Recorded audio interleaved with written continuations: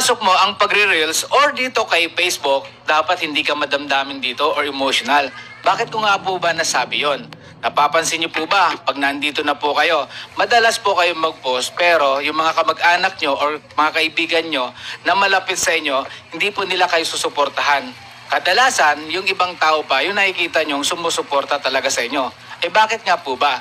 Kasi maiisip nila yon na baka sakaling in the future, malagpasan mo sila or masapawan mo sila. Pero okay lang po yon dahil dito po natin malalaman kung sino yung mga totoong tao sa paligid natin.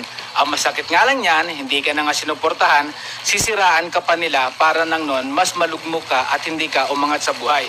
Hindi ko po nila lahat, pero sa Pilipinas, mga kapwa natin Pilipino minsan, ayaw talaga nila tayong umasenso.